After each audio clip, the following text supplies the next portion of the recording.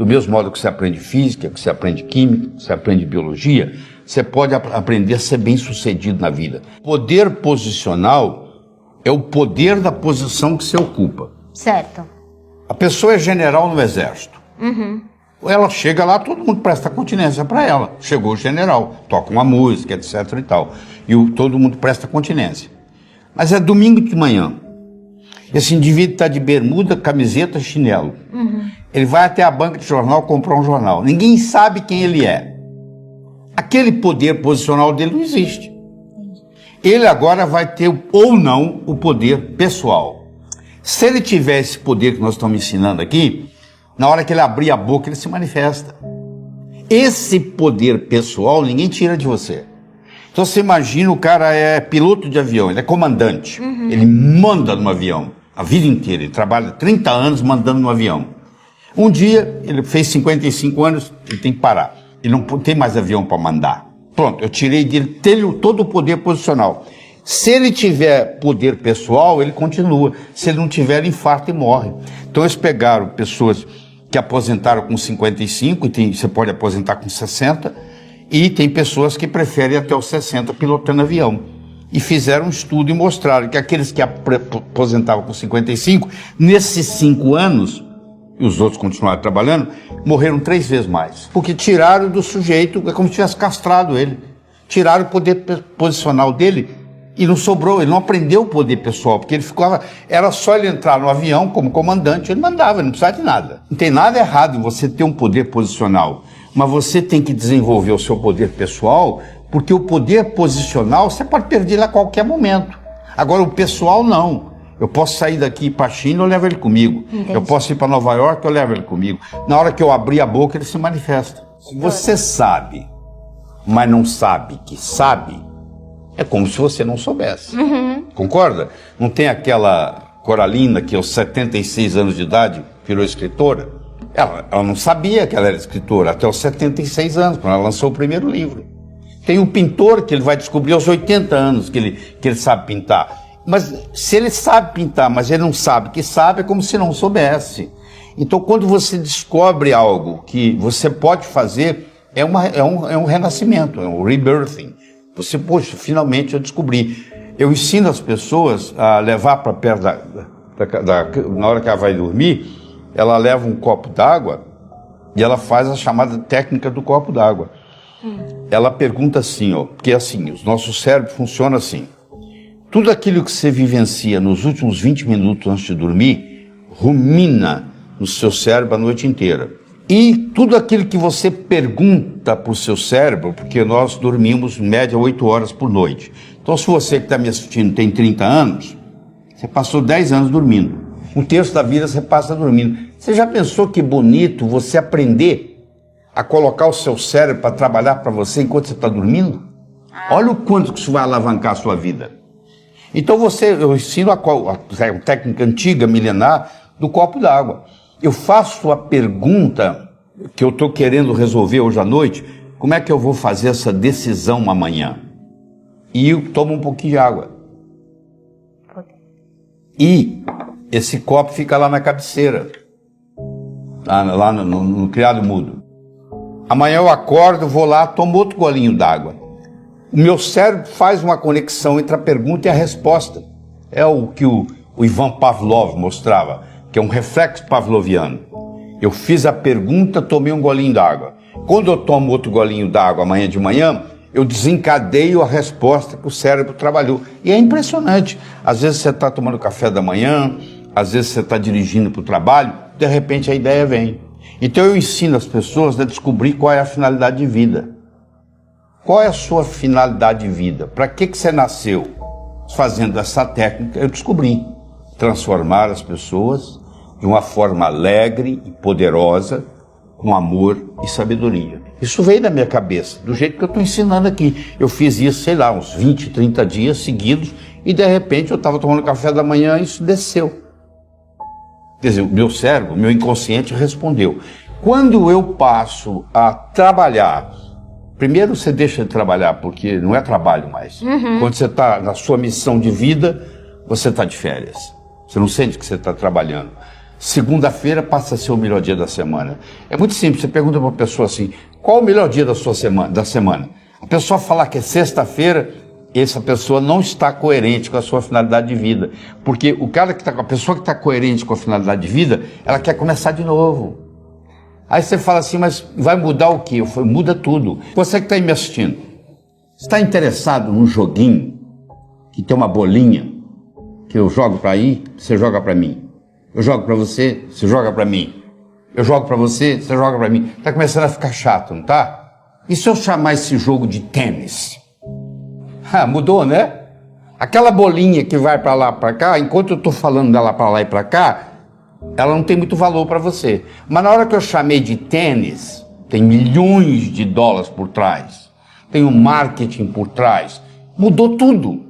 E é a mesma bolinha indo para lá e para cá, mas agora não é bolinha mais, é tênis. Quando você descobre a sua finalidade de vida, acontece isso.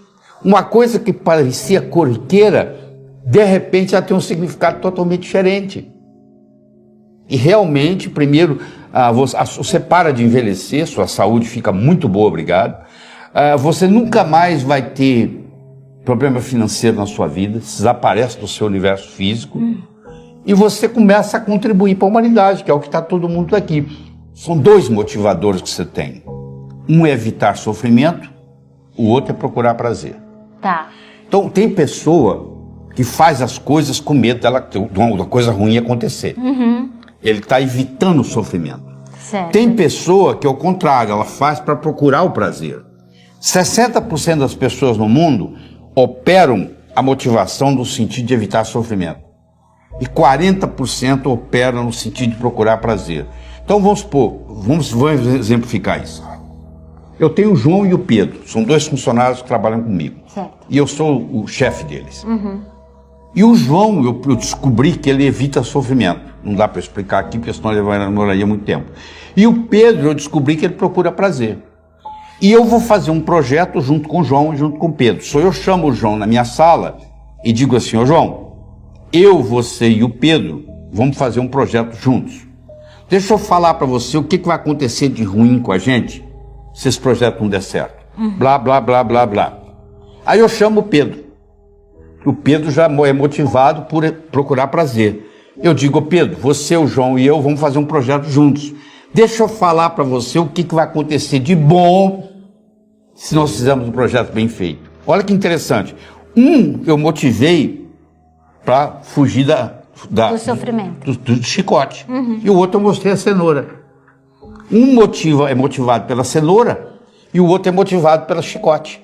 Todo ser humano tem um impulso para crescer. A pessoa nunca chega e fala, eu quero piorar. Todo mundo está querendo melhorar, não é verdade? Agora, que infelizmente, uma pequena minoria consegue isso, que a maioria navega na vida, a deriva. Cada vez o mundo está ficando mais complexo. O volume de informação hoje dobra no mundo a cada 12 meses. Você imagina, a cada 12 meses nós nos tornamos obsoletos, porque dobra a quantidade de coisa que a gente tem que aprender. Nós somos constantes aprendizes. Essa é a grande verdade. Existem pessoas que se fecham totalmente. Elas acham que já passou o tempo de escola, que agora não precisa aprender mais nada, que o que ela aprendeu é o suficiente para o resto da vida. O que não é verdade.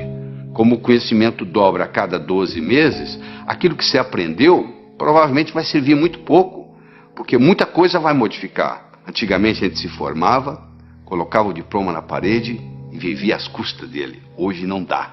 Hoje a gente tem que estar constantemente aprendendo coisas novas. O mundo hoje não é mais de quem sabe. O mundo hoje é de quem aprende. Porque quem sabe pode saber coisas que são obsoletas, que não servem mais. Muitas vezes o que atrapalha a gente não é o que a gente não sabe, é o que a gente sabe e que não funciona mais. Quando nós somos crianças, nós não temos nenhum medo de errar. Eu estou cansado de ver casais que vão com os filhos passar 1, 2, 3 anos fora, vão para os Estados Unidos, por exemplo. As crianças voltam falando inglês e o pai e a mãe não voltam falando inglês tão bem quanto as crianças. Porque o pai e a mãe ficam naquele negócio. Bom, quando eu estiver falando bem, aí eu vou falar. Só que para falar bem tem que praticar. Como a criança não tem essa dificuldade, ela não tem esse problema, o que acontece? Ela fala. Porque o erro é parte integrante do processo de aprendizado. O erro, quando bem interpretado, é altamente pedagógico. Quando tudo dá certo, você não aprende nada. Agora, quando dá errado, você pode aprender com o erro. Então, a primeira sugestão que eu tenho para você, erre, porque é errando que você aprende. Se você fica com muito medo de errar, o que acontece? Você não aprende nada. Agora, tem uma coisa interessante. Tudo aquilo que eu aprendo com os dois lados do cérebro fica comigo para o resto da vida. Se eu aprendo a andar de bicicleta, mesmo que eu passe 20 anos sem andar, se eu subir numa bicicleta, eu ando. Se eu aprender a nadar quando criança e passar, sei lá, 30 anos sem entrar na água, se eu entrar na água, eu nado.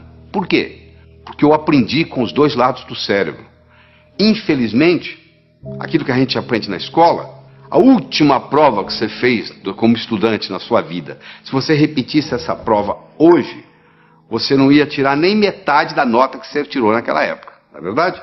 A maioria que você aprendeu, você esqueceu. Porque você aprendeu só um lado do cérebro.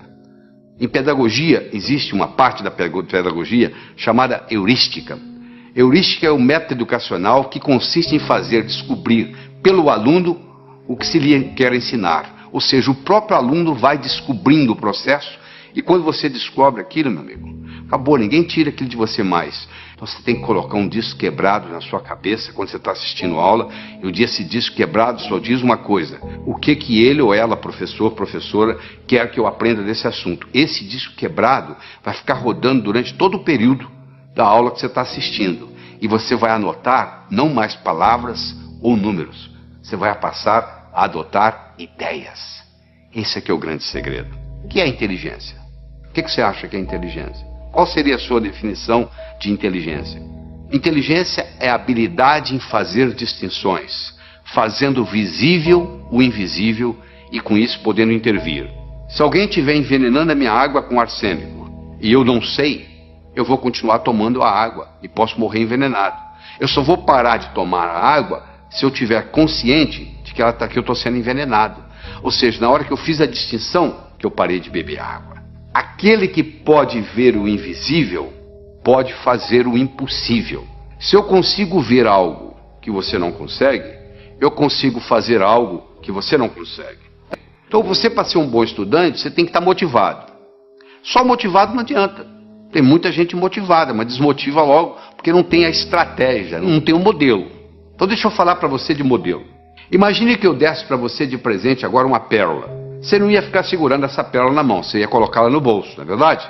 Daqui uma semana eu me encontro com você pela segunda vez e lhe dou uma segunda pérola. De novo você coloca ela no bolso. Daqui 15 dias eu vou lhe dar uma terceira pérola e você vai colocá-la no bolso. Daqui 6 meses eu vou me encontrar com você e vou perguntar assim: onde é que estão as pérolas que eu lhe dei? Você vai responder mais ou menos assim: a primeira eu coloquei no criado mudo, a arrumadeira lá em casa não viu, jogou no lixo. A segunda, eu esqueci no bolso da calça, a calça foi para a lavanderia, voltou sem pérola. E a terceira eu escondi de mim mesmo, guardei tão bem guardado que eu não sei onde eu coloquei. Se eu desse para você, antes de lhe dar a pérola, eu desse para você um fio de nylon e orientasse você para colocar as pérolas no fio de nylon, você ia fazer um colar. Se você colocasse esse colar no pescoço, e daqui 6 meses eu me encontrasse com você e perguntasse onde estão as pérolas que eu lhe dei, você ia dizer: estão aqui, eu fiz delas um colar. Olha só, as pérolas são ideias. O cemitério está cheio de gente que teve boas ideias. Ou não fez nada com elas, ou estragou a vida. Eu já vi muita gente estragar a vida por causa de uma boa ideia. Se eu tiver uma boa ideia, mas não tiver um modelo por trás, é um desastre. Então, a melhor definição que eu conheço de educação é a seguinte: educação é aquilo que fica depois que você esqueceu tudo que você aprendeu. O que fica? Ficam modelos. Você não faz um bolo só com farinha, nem só com manteiga, nem só com ovos. Você precisa de vários ingredientes. O bolo da vida necessita vários ingredientes. E um desses ingredientes é o diálogo. Um desses ingredientes é a capacidade de se comunicar. Ele não é o único, mas ele é fundamental.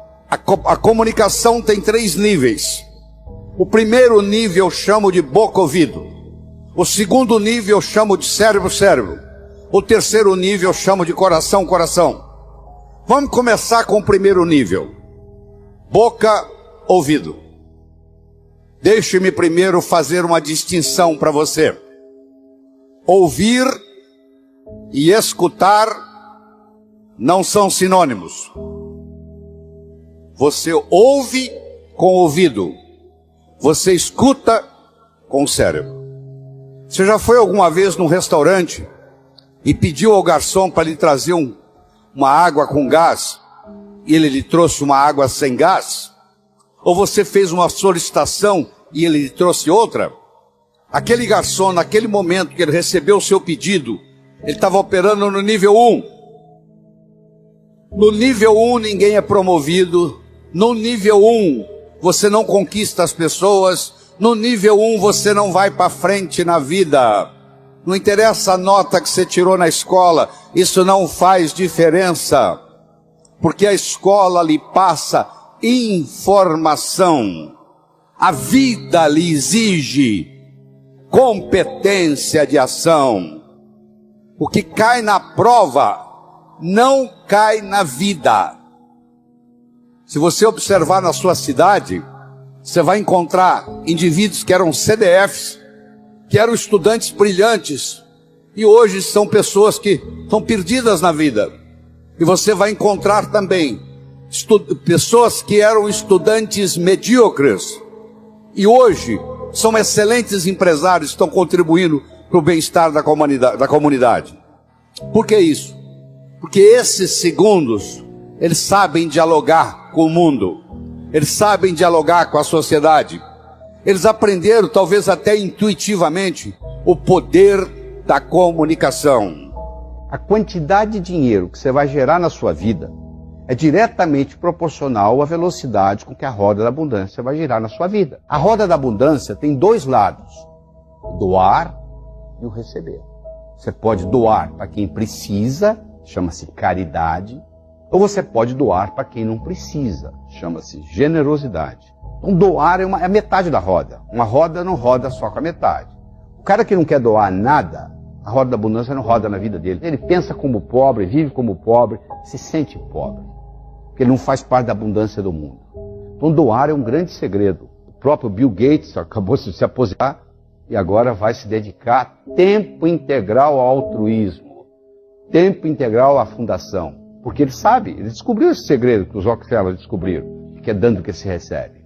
Então deixa eu falar um pouco na diferença entre caridade e generosidade. Se eu dou um dinheiro para alguém e essa pessoa está precisada, eu acabei de fazer um ato de caridade. Se você compra uma gravata e leva de presente para o seu amigo que está fazendo aniversário, você não fez uma caridade. O seu amigo poderia ir no shopping e comprar aquela mesma gravata. Você não foi caridoso, você foi generoso.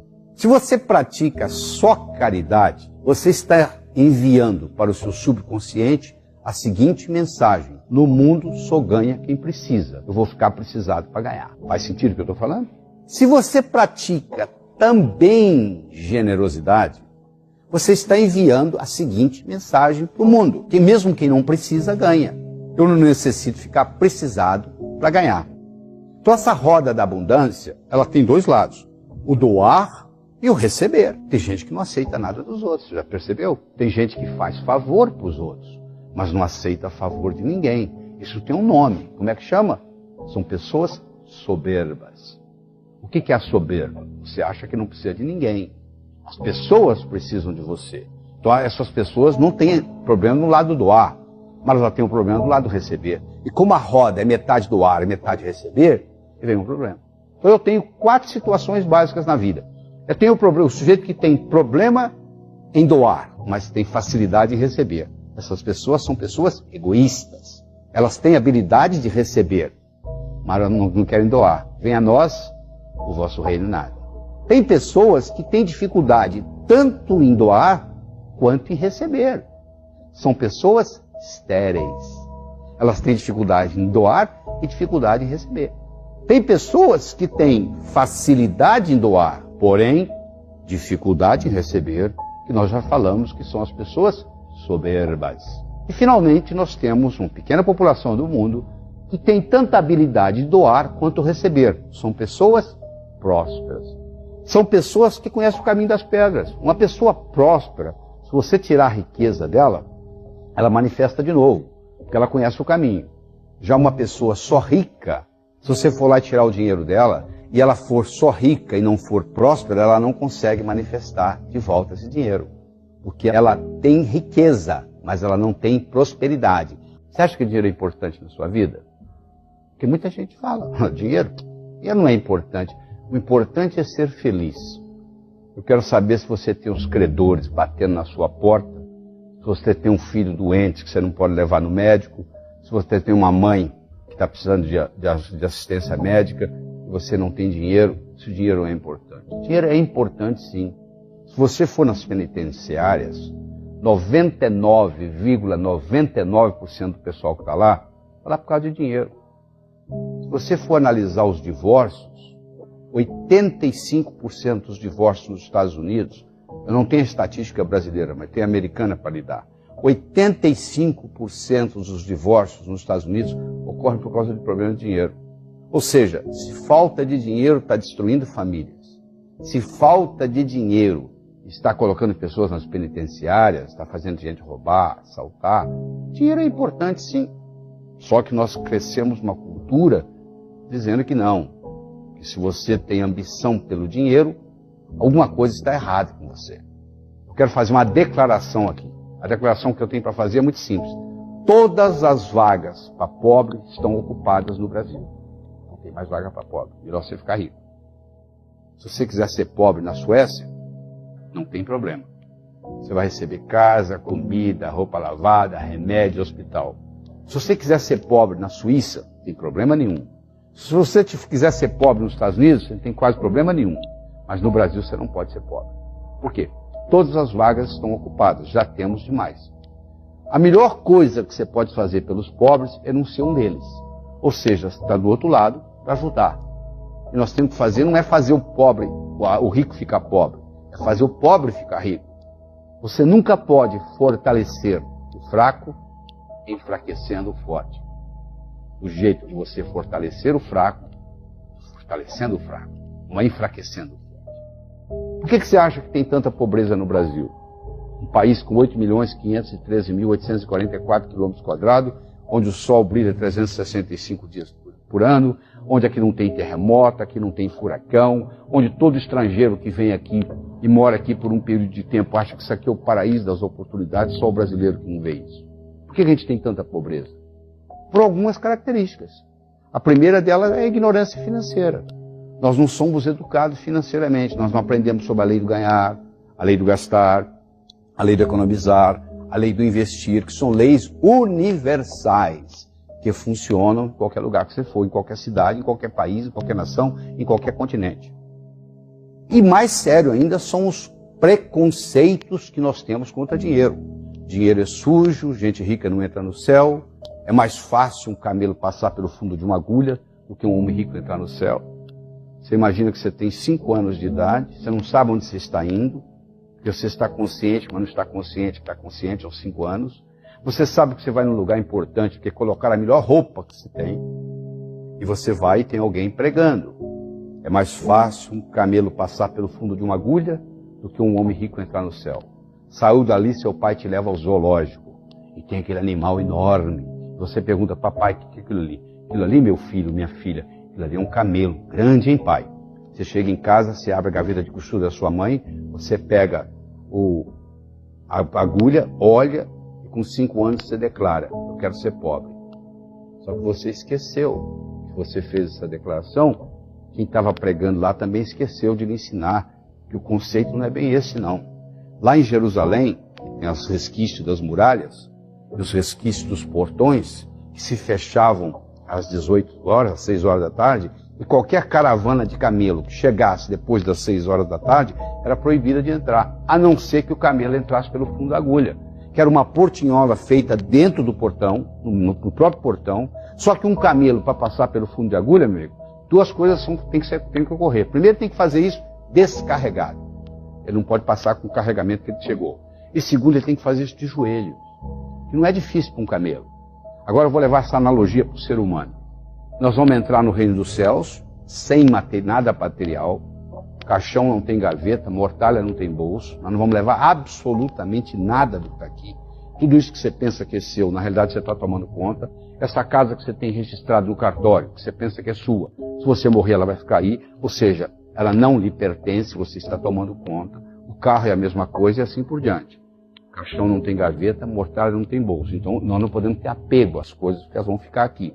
E segundo, o conceito do camelo entrar de joelhos, isso representa para nós entrarmos no reino dos céus humildemente. Só que a pessoa leva isso ao pé da letra. Esse é que é o problema. Isso é nada mais, nada menos que uma metáfora.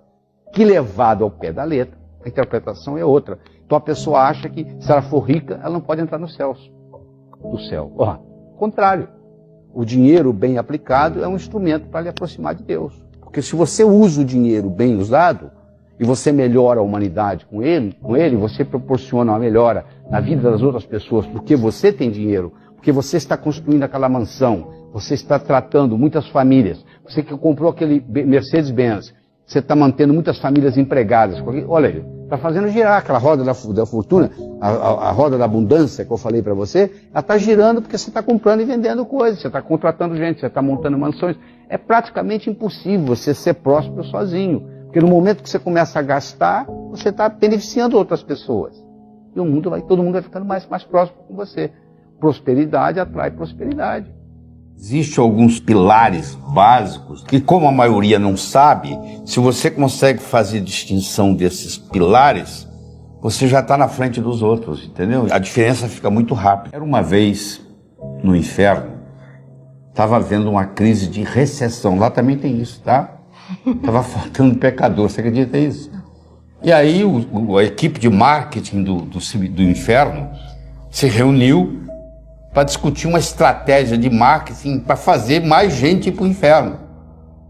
E o diabo-chefe liberou para o pessoal dar opinião. Aí um dos capetas lá levantou a mão e disse: eu sei como fazer isso. Como é? É muito simples, a gente faz assim, ó. A gente faz todo mundo na Terra gastar mais. Mas o que isso tem a ver com vir para o inferno? Olha, ele vai gastar mais, para gastar mais tem que ganhar mais. Para ganhar mais tem que trabalhar mais. É trabalhar, ganhar, gastar, trabalhar, ganhar, gastar, trabalhar, ganhar, gastar, trabalhar, ganhar, gastar. A vida vai passar, eles não vão evoluir, vão terminar aqui no inferno. O diabo falou: boa ideia, eu quero saber mais. Um outro capeta-chefe levantou a mão. Eu acho que a gente tem que fazer o seguinte: nós temos que destruir o amor próprio do ser humano. O cara não vai gostar mais dele. Ele só vai gostar do outro, ele só vai se preocupar com o outro, ele só vai fofocar da vida do outro, ele não vai evoluir, vai terminar aqui. O diabo falou: tá muito bem, também gostei. Mas tem mais alguém? Aí tinha um capetinho estagiário. Você sabe que estagiário gosta de dar opinião, né? Levantou a mão. Aí o diabo olhou para ele, viu que ele é estagiário. O que você está querendo? Eu posso dar minha opinião? Falou: pode, qual a sua opinião?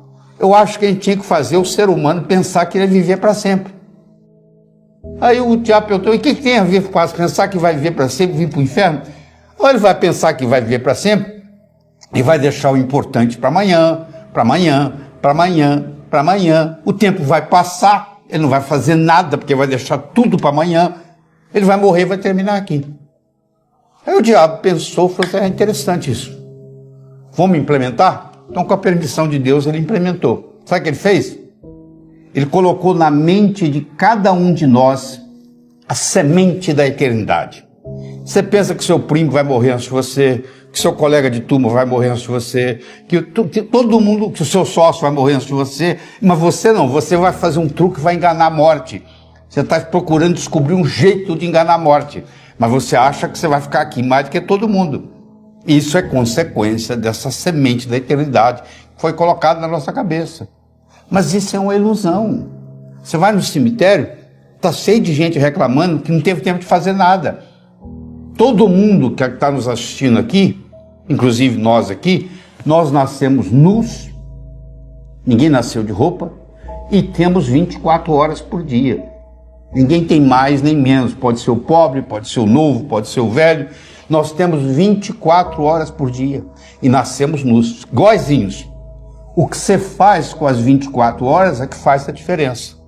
Então, uma vez Andrew Carnegie, aquele que construiu o Carnegie Hall em Manhattan, foi perguntado para ele: senhor Carnegie, o senhor que é o homem mais rico do mundo, na época ele era, se o senhor tivesse que dar um conselho para uma pessoa, agora, simples aqui, para ela enriquecer, para ela ter sucesso, o que o senhor diria?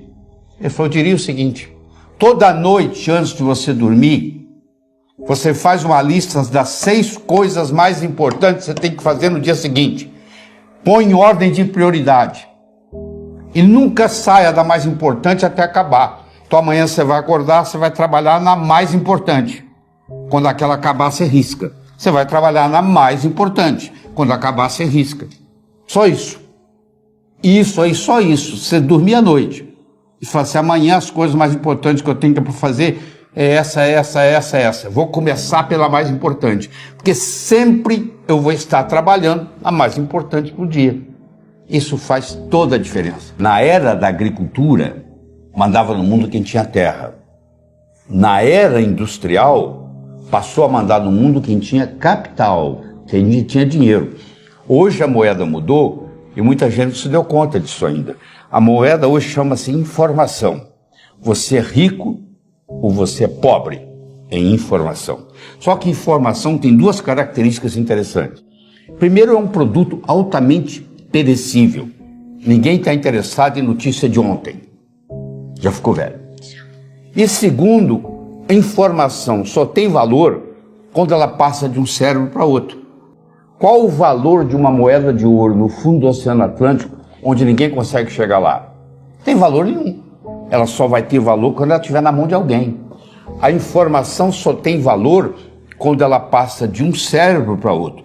Não adianta o conhecimento que eu tenho aqui. É o quanto desse conhecimento que eu posso passar para você nesse período que nós estamos juntos. E nós, seres humanos, temos 7 inteligências básicas: a verbal, a matemática, a musical, a espacial, a corporal, a intra e a interpessoal. Então nós poderíamos passar horas e horas discutindo cada uma delas, mas não é a finalidade de hoje. Então você viu que eu deixei por final a interpessoal, que é a comunicação de você com os outros, entendeu? Que nós somos animais sociais. Ninguém vive sozinho. Se você tiver uma ideia brilhante aqui agora, a primeira coisa que vai vir na sua cabeça é com quem que você vai implementá-la. É verdade? Então, na mesma hora, a gente pensa num outro ser com quem a gente vai implementar essa ideia. Então, nós somos, por natureza, animais sociais. E isso faz uma diferença muito grande. Então, nós temos que aprender a fazer distinções na área da comunicação. Só que isso não é ensinado na sua mesa de jantar em casa, isso não é ensinado nas escolas. Você acaba virando um autodidata, aprendendo a se comunicar e convencer os outros. Mas por trás de tudo isso existe uma ciência. A boa notícia que eu tenho para você é que ninguém vai num berçário e diz assim: aquele ali vai ser bom comunicador, aquele não vai, aquele vai. A comunicação é uma coisa que você desenvolve com o passar da vida. Agora, se você nunca se interessou por isso, você vai estagnar. A família tem a expectativa de que o colégio vai ensinar, que a escola vai ensinar. Pois a expectativa da escola é exatamente o contrário. A escola acha que os pais têm que ensinar. Isso não é obrigação da escola.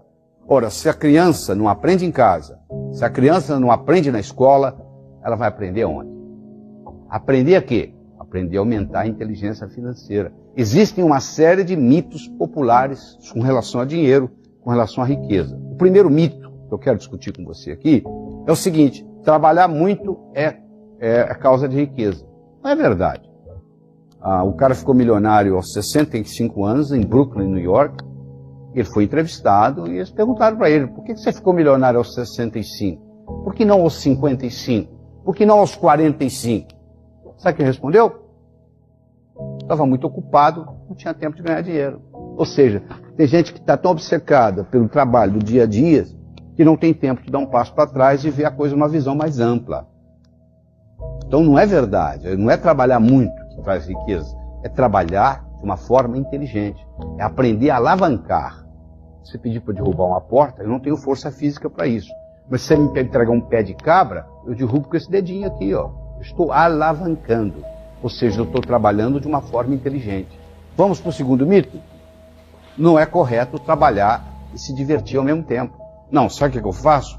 Durante a semana, eu trago o leite das crianças. Agora, no final de semana, eu faço o que eu gosto. Meu amigo, o que você faz como diversão, alguém faz como profissão.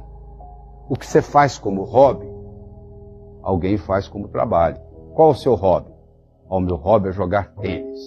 Pois é, tem gente que é instrutor de tênis. O que você faz como diversão, vai ter gente no mundo fazendo como profissão. Então, o grande segredo é você ter um hobby e cobrar por ele. Porque aí você não vai sentir que você está trabalhando. Terceiro mito. A ocupação correta é importante para ganhar dinheiro. Sabe por que eu não sou rico? Porque eu estudei a profissão errada. Se eu tivesse escolhido a profissão do meu irmão, o que seu irmão é? Ah, meu irmão é médico. Eu conheço médico pobre, médico rico. Advogado pobre, advogado rico. Engenheiro pobre, engenheiro rico. Jornalista pobre, jornalista rico. Porque a profissão você tem rico e pobre. Então essa história que é a ocupação que faz a diferença não é verdade. Sabe por que eu não ganho dinheiro? Isso é outro mito. Porque eu não tive a oportunidade de ir para a faculdade. Porque eu não tive uma boa formação. Isso também não é desculpa. Se você pegar o Thomas Edison, que foi cofundador da maior empresa do mundo por muitos anos, que foi a General Electric, ele teve 3 meses de escola. Você pegar o Henry Ford, que revolucionou o mundo automobilístico, tem o 2º ano de ginásio. Se você pegar uma figura atual, que é o Bill Gates, que tem 3 recordes mundiais, ele também não terminou a faculdade. Então é claro que um bom estudo, uma boa educação ajuda. Mas em geral, a maioria do que acontece, o sujeito estuda e vai trabalhar para um que não tem estudo. O outro mito, talvez o pior deles, é que não tem o suficiente para todos. Na época da caverna, o PIB era 0. Hoje o PIB é astronômico. A Bolsa de Valores de Nova York hoje é 100 vezes maior o giro do que era há 50 anos atrás. Ou seja, a riqueza vai aumentando. Tem para todos, sim. Quer dizer, esse conceito de que não tem para todos é um problema seríssimo. Porque a pessoa que tem esse conceito, ela acha que se ela ganhar, alguém tem que perder. Não, para eu ganhar, você não tem que perder. E outro problema sério, que deveria ser ensinado no jardim da infância, são as leis da riqueza. A lei do ganhar, a lei do gastar, a lei do economizar e a lei do investir. Que são leis universais, que funcionam em qualquer lugar. Sem o ganhar, meu filho, não adianta nada. Eu só vou poder gastar, economizar e investir se eu ganhar. O ganhar tem que vir antes do gastar. Só que o ganhar é o seguinte, toda a riqueza é criada pela mente humana. Problema financeiro não se resolve com dinheiro. Eu nunca vi nenhum problema financeiro ser resolvido com dinheiro. O sujeito não está indo bem financeiramente, ele pega dinheiro emprestado com o cunhado para pagar o aluguel. Mês que vem, o aluguel venceu de novo. E o cunhado já quer receber. Ou seja, não resolveu nada. Problema financeiro não se resolve com dinheiro. Problema financeiro se resolve com imaginação. Se você não tiver um planejamento, se você não tiver uma estratégia, se você não tiver uma implementação, não vai ocorrer nada. Segundo, vem a lei do gastar. Em que você gasta seu dinheiro? Aquilo que você valoriza. O dinheiro ele tem valor dependendo da transação que está ocorrendo. Então, o valor do dinheiro é determinado pelo comprador e pelo vendedor em cada transação. E se você gastar o que você ganha, meu amigo, você está andando de bicicleta. Você tem que saber economizar. Você tem que pegar pelo menos 10% que você ganha, sagrado, e separar. Chama-se dízimo pessoal. A palavra dízimo vem de 10. Você tira 10% que você ganha. Aí você deve estar pensando assim, mas eu já economizo 20%, 30% do que eu ganho. Mas não é isso que eu estou falando. Esse dinheiro, esses 10%, você nunca vai poder gastar em nada perecível ou roubável. Isso tem que... Você pode colocar no banco, você pode comprar um apartamento, você pode comprar um lote, mas você não pode comprar carro, você não pode comprar avião, você não pode comprar barco. Nada que seja perecível ou roubável. Isso aí funciona como se fosse o imã do dinheiro. Pega a sua conta final do mês, separa 10% e fala, isso é sagrado. Você deve estar pensando assim, mas peraí, se eu for pegar, eu já ganho tão pouco, como é que eu vou tirar 10%? Se você ganha pouco, 10% é quase nada. Não é verdade? Ou seja, não vai fazer muita diferença. Tem gente que vive com muito menos do que você vive. Se você tirar os 10%, o que vai sobrar, tem gente que vive com muito menos. Você tem que se ajustar a isso. Mas no momento que você faz isso, é um passo de mágica. Porque você está dando para o seu subconsciente a seguinte mensagem: eu vivo no mundo abundante, ganho mais do que preciso, está sobrando. E esse dinheiro acumulado, ele vai criar o que se chama o imã do dinheiro. Para onde vai dinheiro? Você acha que dinheiro vai para o pobre? Não, o dinheiro vai para quem tem dinheiro. Se você for lá no banco e falar assim, pelo amor de Deus, me empresta que eu estou apertado. O banco fala para você não. Agora você chega lá no banco e fala, eu tenho isso, isso, isso, isso. O banco fala, você não quer levar um dinheiro emprestado? Olha que paradoxo. Quem está apertado mesmo, o banco não empresta. Agora, quem tem sobrando, tem crédito. Se você não aprendeu nada até agora dessa nossa conversa, se você aprender sobre a importância do dízimo pessoal, já fez uma diferença muito grande. E se você aprender o processo de investimento, o brasileiro tem uma dificuldade muito grande em investir, porque ele não é treinado, ele não aprende na escola, ele não sabe o que fazer com o dinheiro. Ele não sabe nem manusear o seu próprio pensamento, ele não sabe o poder que o pensamento tem de expandir, de criar, de eternizar-se. A pessoa, para ter vida próspera, é uma questão de atitude. Às vezes ela não tem dinheiro, mas ela sabe que é uma questão de tempo. Falta de dinheiro pode ser uma questão temporária. Pobreza é um estado de espírito. O que você merece é o que você tem. O merecimento que você acha que você vale está expresso aí na sua conta bancária, no carro que você dirige, na casa que você mora, na família que você tem. Está aí, ó. É só você olhar. O bolo do sucesso, onde eu escolhi 6 ingredientes. O primeiro é você ter uma boa autoestima. O número 1 é você. Ó. Primeiro você cuida de você. Você viu no avião? Lá vem a aeromoça lá e fala assim, ó, se por um acaso cair a concentração de oxigênio na cabine, vai cair uma máscara. Se você está com a criança, você faz o seguinte, você primeiro põe em você, para depois cuidar da criança. Vocês, let me be a better me for me, and I'll be a better me for you. Deixa eu ser uma pessoa melhor para mim, eu serei uma pessoa melhor para você. Você entendeu? O termômetro mede a temperatura da sala. Eu chego aqui, está 21 graus Celsius. É a temperatura da sala. Agora, isso é o termômetro. Agora, se eu colocar aqui um termostato e colocar 15 graus, mesmo que lá fora esteja 30, aqui dentro vai estar 15.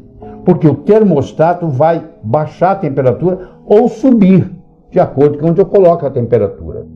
A autoestima é um termostato para a vida. Quanto que eu mereço? Quanto é que você está ganhando? Se eu falar que você vai, mês que vem, multiplicar por 10 o seu faturamento, você vai acreditar? Não. Você fala, não é possível. Quem é que vai... Se ganho um mês que vem eu vou ganhar 10? Eu sei, mas por que você está ganhando 1 e o seu amigo está ganhando 4?